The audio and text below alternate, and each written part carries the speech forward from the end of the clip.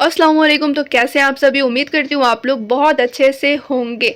तो जैसा कि आप लोग थंबनेल देख सकते हैं कि इस बार एग्ज़ाम में आप लोग बुक से भी गाइड से भी देखकर लिख सकते हैं, लेकिन यहाँ पर सेंटर्स के ऊपर डिपेंड करता है। ठीक है, आप लोगों ने सुना भी होगा बहुत सारे कॉलेजेस में, बहुत सारे स्कूल्स में, बहुत सारे सेंटर पे क्या होता है कि बच्चे सब क्या करते हैं, गाइड से लिखते हैं। या फिर आप लोग के कोई ब्रदर सिस्टर पहले एग्ज़ाम दिए होंगे तो वो लोग भी बताते होंगे कि हमने तो गाइड से लिखा था, या फिर आप लोगों ने सुना भी होगा। ठीक है, तो इस वीडियो में मैं आप लोगों को पूरा डिटेल में बताने वाली हूँ कि क्या सच में गाइड से लिखा जा सकता है, छाप कर लिखा जा सकता है, और आप लोग को फ़ौक़ानिया मौलवी में पढ़ने की बिल्कुल भी ज़रूरत नहीं है, या फिर अगर गाइड से लिखा भी जाता है तो किन सेंटर्स पे।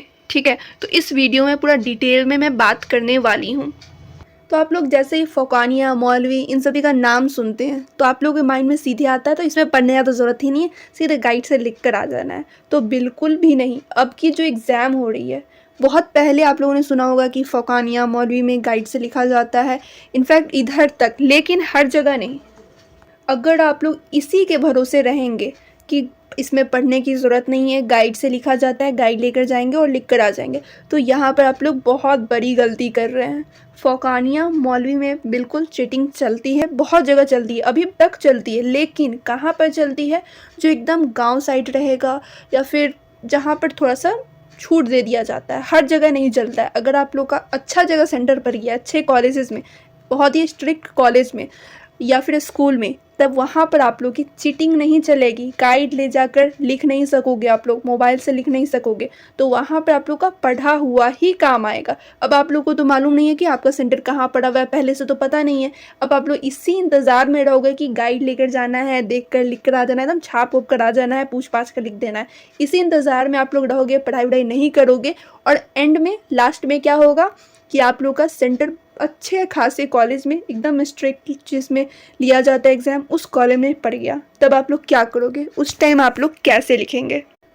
जैसे पहले के स्टूडेंट जो 2022 में, 23 में पास आउट हुए हैं या फिर 24 में, तो वो लोग का अच्छा कॉलेज नहीं पढ़ा होगा, एकदम गाँव साइड में पढ़ा होगा, तो उनको छूट मिल गई होगी। ठीक है, वैसे स्टूडेंट अगर आप लोग को मिल रहे हैं, वो कह रहे हैं कि फ़ौक़ानिया मौलवी में पढ़ने की ज़रूरत ही नहीं है, गाइड से लिखा जाता है, ऐसे वैसे, उसमें इतना स्ट्रिक्ट नहीं हुआ रहता है। तो मैं आप लोगों को बता दूँ, फ़ौक़ानिया मौलवी में भी, ठीक है, बहुत सारी कॉलेजेस में आप लोग का एकदम जैसे बिहार बोर्ड का, सीबीएसई बोर्ड का एग्ज़ाम लिया जाता है, वैसे लिया जाता है एग्ज़ाम। उसमें आप लोग को देखकर या फिर पूछकर लिखने नहीं दिया जाएगा। तो इसके लिए आप लोग क्या करना होगा, पढ़ने का ज़रूरत है। यहाँ पर आप लोग को पढ़ना होगा। जो आप लोग सोच रहे हैं कि बिना पढ़े हो जाएगा, तो यहाँ पर आप लोग गलती कर रहे हैं। ठीक है, बहुत सारे लोग मुझसे मिलते हैं, बहुत सारे लोग मुझसे पूछ भी रहे थे कि हर जगह तो गाइड से लिखा जाता है, तो इसमें पढ़ने की ज़रूरत क्या है? तो यहाँ पे पढ़ने की ज़रूरत है, क्योंकि हर जगह चीटिंग नहीं चलेगा। हर जगह, क्योंकि अब हर जगह ऐसा नहीं है कि गांव साइड में चलता है ये चीटिंग, वहाँ पे भी कुछ कुछ कॉलेजेस होते हैं, वहाँ पे छूट नहीं मिल पाती है।